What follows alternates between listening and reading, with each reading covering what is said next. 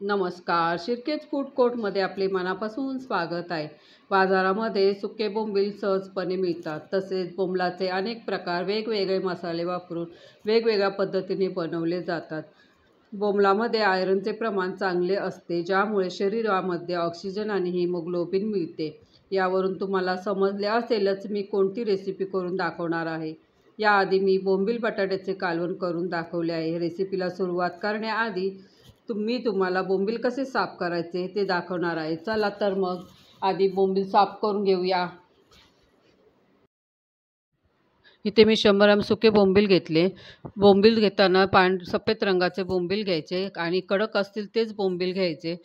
काळे पिवळे झालेले बोंबील अजिबात घ्यायचे नाही, ते चवीला छान लागत नाही. बोंबील साफ करताना सुरुवातीला डोकं कापायचं, पोटाकडचा भाग कापायचा. पोटाच्या आतील भाग जर काळा दिसत असेल तर तो काळा भाग देखील काढून टाकायचा. तो जर भाग काढला नाही तर बोंबील कडू लागू शकतो.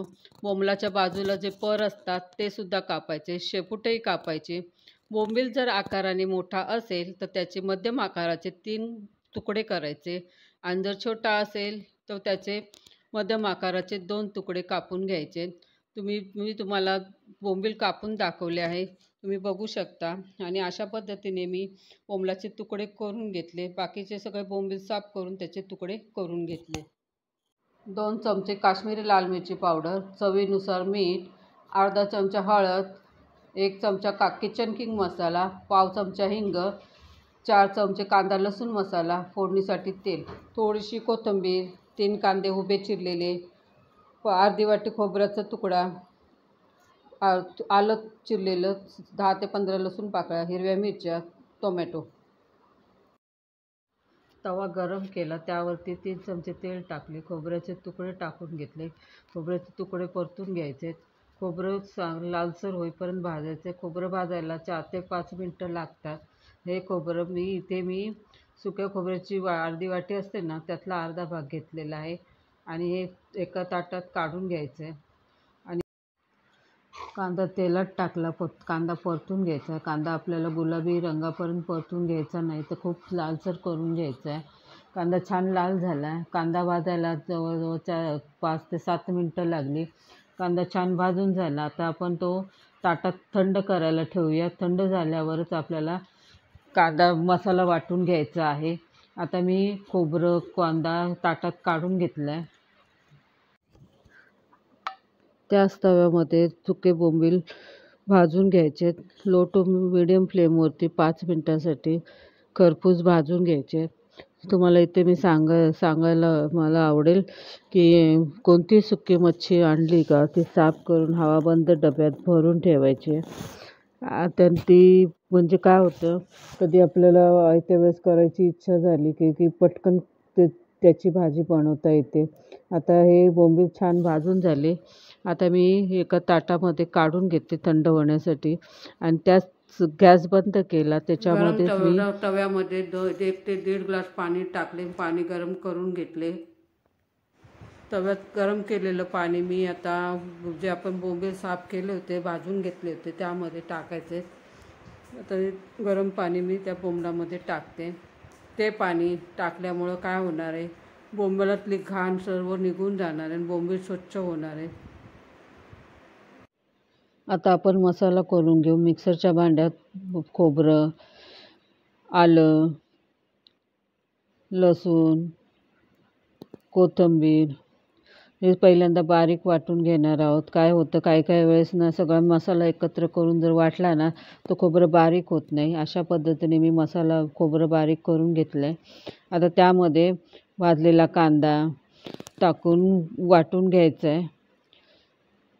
अशा पद्धतीने मी बारीक वाटून घेतलं आहे मसाला.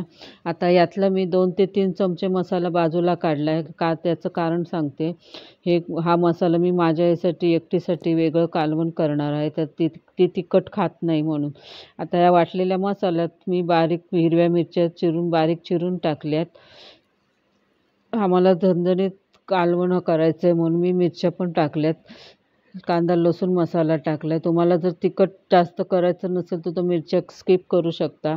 आता हा मसालासुद्धा वाटून घेणार आहे. अशा पद्धतीने मी गरम पाण्यामध्ये आपण 10 ते 15 मिनटासाठी जे बोंबील जे ठेवले होते भिजत ठेवले होते ते बोंबील आता आपण धुवून घेऊया.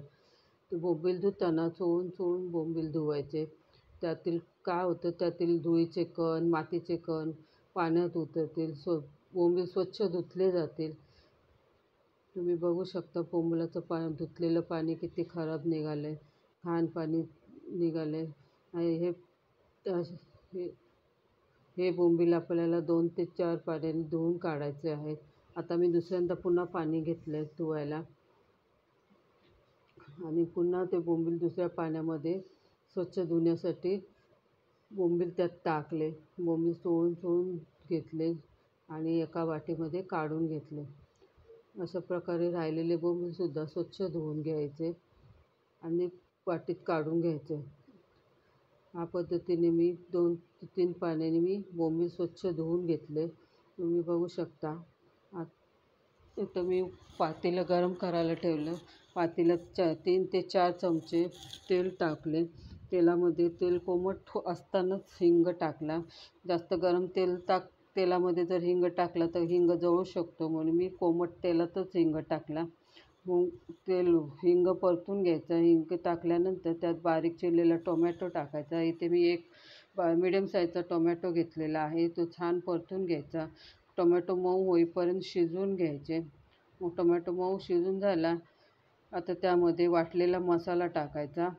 वाटलेला मसाला तेलात छान परतून घ्यायचा.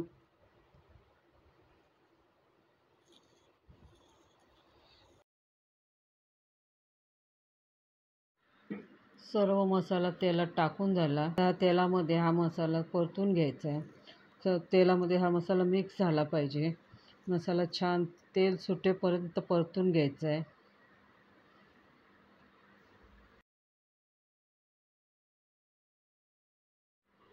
मसाला तेल सुटेपर्यंत परतून झाला. तर त्यामध्ये काश्मीरी लाल मिरची पावडर, हळद, किचन किंग मसाला टाकून मसाला पुन्हा एकदा छान परतून घ्यायचा आहे. तेल सुटेपर्यंत परतून घ्यायचा आहे.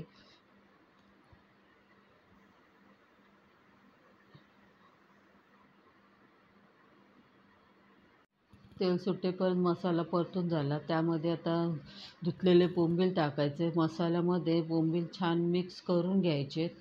मसाला आणि बोंबील 2 ते 3 मिनटासाठी छान परतून घ्यायचे.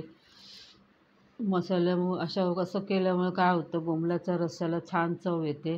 त्यामध्ये मी मिक्सर धुवून त्याचं पाणी मसाल्यात टाकलं आणि ते पाणीसुद्धा मसाल्यामध्ये छान मिक्स करून घेतलं.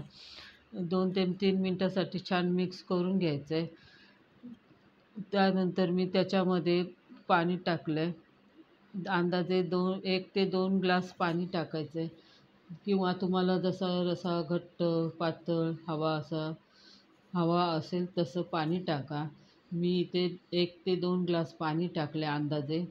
जर मी रस्सा चेक करते, कसा घट्ट असला तर आणखीन पाणी टाकेल.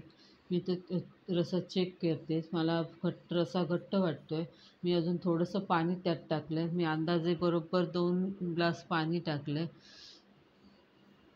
आता रस्साला उकळी आली. त्यामध्ये चवीनुसार मीठ टाकले आणि मीठ टाकल्यानंतर पुन्हा एकदा चमच्याने हलवून घ्यायचं आहे. 10-15 मिनटासाठी पुन्हा शिजवायला ठेवायचं. तुम्ही बघू शकता 10-15 मिनटानंतर मी भाजी चेक केली. भाजीला तरी किती छान आली. बोंबीलही छान शिजले. तुम्हाला जर माझी रेसिपी आवडली असेल तर प्लीज माझ्या चॅनलला लाईक करा, शेअर करा, सबस्क्राईब करा. आणि हो, मी बोंबील बटाट्याची जी रेसिपी केली होती ना, त्याची लिंक मी व्हिडिओ डिस्क्रिप्शनमध्ये दिलेली आहे. तुम्ही